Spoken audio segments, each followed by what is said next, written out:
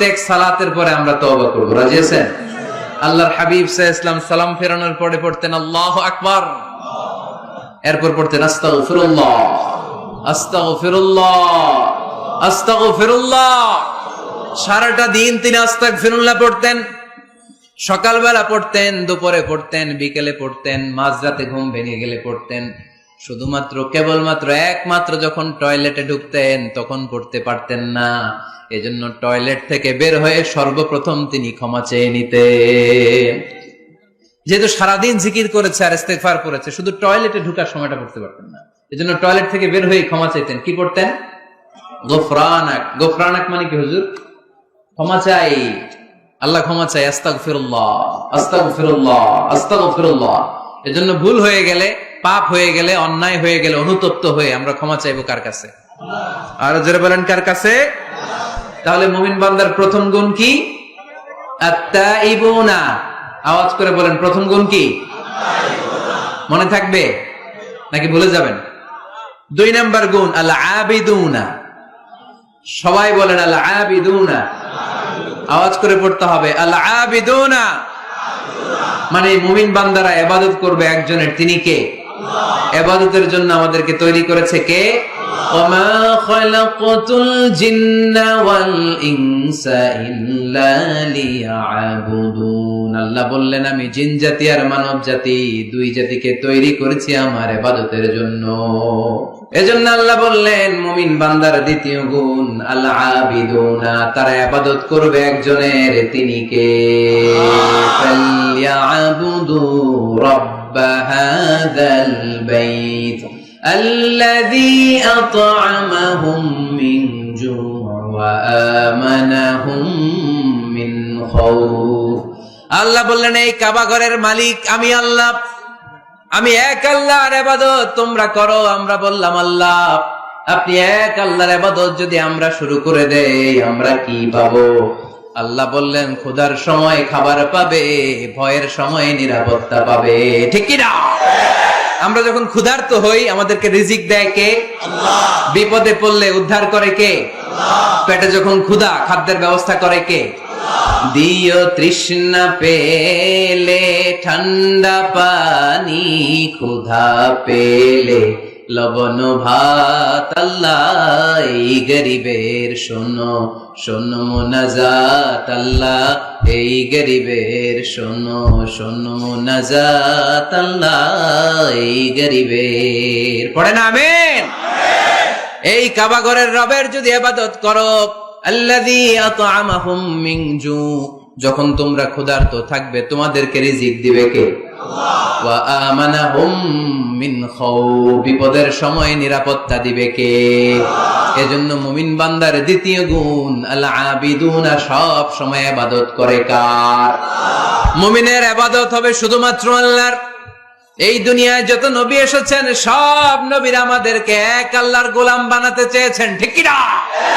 সব নবীদের একটা মিশন ছিল, সব নবীদের একটা ভিশন ছিল, সব নবীদের একটা স্লোগান ছিল, ইয়া কওমি ইবুদুল্লাহা মা লাকুম মিন ইলাহিন গায়রু আফালা তাত্তাকুন। ও আমার কওমের লোকেরা, কেন তোমরা এক আল্লাহর ইবাদত করো না? কেন তার পায়ে সেজদায় লুটিয়ে পড়ো না? সেজদা দিতে হয় একজনকে, তিনি কে? আল্লাহ। আল আবিদুনা, মুমিন বান্দারা এক আল্লাহে বিশ্বাসী, তাই মুমিনদেরকে বলা হয় মুওয়াহিদুন, তাওহীদপন্থী। আমরা কি পন্থী? আমরা এতজনের ইবাদত করি না, একজনেরই তো খুশি রাখার যে নিয়ম কানুন ওইটা মানতে পারি না। ঠিক কি না? আমাদের পদ্ধতিটা অনেক ভালো আমরা মনে করি। ঠিক কি না? খুশি করব একজনরে, কয়জনরে? One cannot please everybody. একজন সবাইরে খুশি রাখতে পারে না। আমি আপনাদের সবার মন রক্ষা করে চলতে পারবো? যদি এমন হয় যে এই একজনের মন রক্ষা করবেন, এটা আমার জন্য সহজ না। এজন্য আমরা এতজনের ইবাদত করি না, আমরা ইবাদত করি কয়জনের? কুল হুয়াল্লাহু আহাদ আল্লাহুস সামাদ লাম ইয়ালিদ ওয়া লাম ইউলাদ ওয়া লাম ইয়াকুল লাহু আহাদ। তিনি এক, অদ্বিতীয়, তিনি একক, তার কোনো শরীক নাই। ওই একক সত্তার ইবাদতের নামই হচ্ছে আল আবিদুনা। চিল্লায় পড়েন ঠিক কি না? মুমিন বান্দার 2 নাম্বার গুণ আল আবিদুনা, ইবাদত করবে আল্লাহর। অনেকে মনে করে শুধু নামাজ পড়া ইবাদত, অনেকে মনে করে শুধু জিকির করা ইবাদত, অনেকে মনে করে রমাদানে রোজা রাখা ইবাদত, অনেকে মনে করে হজের সময় হজ করাই শুধু ইবাদত।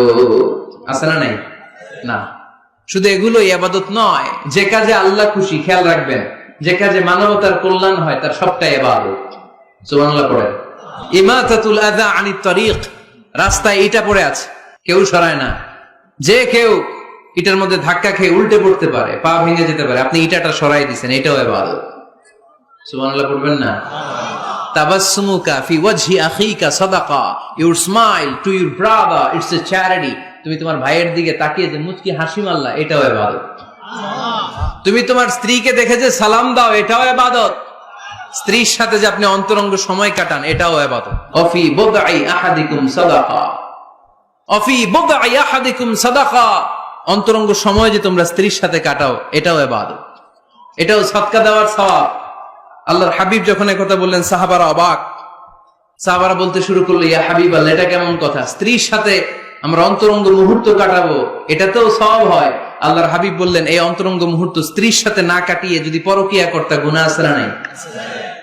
তাহলে এই সময়টা যদি স্ত্রীর সাথে কাটাও, প্রতি মুহূর্তে তোমার আমলনামায় সওয়াব দিয়ে ভরে দিবে কে?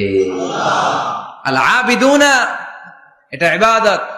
বৃক্ষরোপণ কর্মসূচি, এর চেয়ে বড় ইবাদত হতে পারে? আল্লাহ এই গাছগুলোর ওসিলায় আমাদেরকে বাঁচিয়ে রেখেছে, ঠিক কিনা? আমরা যে গ্যাসটা নিয়ে শ্বাস নেই, এটার নাম কি? অক্সিজেন। ছাড়ি কোনটা?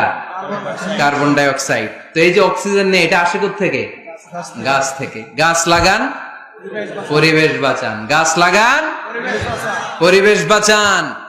এই গাছ লাগানোর চেয়ে বড় ইবাদত হতে পারে না। আপনি গোটা মানব সভ্যতাকে বাঁচালেন, ঠিক কিনা? একজনকে যদি আপনি বাঁচান, কেমন যেন গোটা বিশ্বের সবাইকে আপনি বাঁচালেন। এজন্য গাছ লাগানোর চেয়ে ভালো ইবাদত হতে পারে না। ঋণ দেয়া, এর চেয়ে ভালো ইবাদত আর হতে পারে?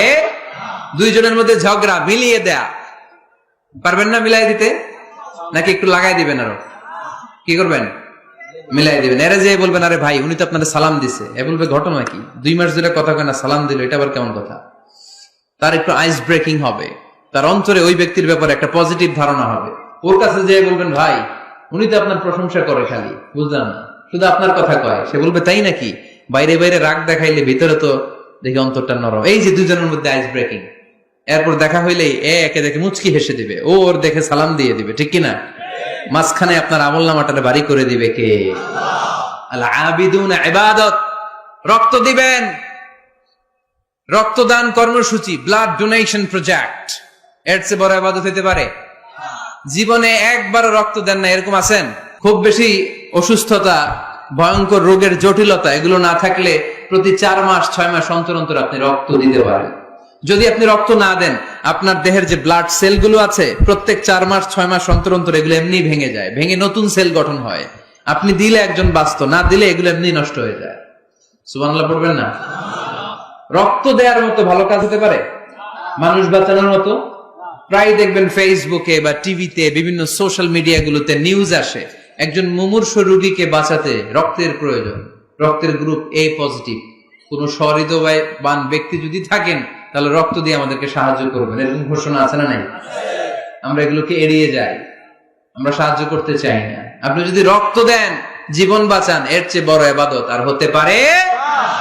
আপনি যদি নলকূপ স্থাপন করে দেন, হাজার হাজার পথিক এই নলকূপের পানি খেয়ে তৃষ্ণা নিবারণ করবে, এটাও ইবাদত, ঠিক কিনা?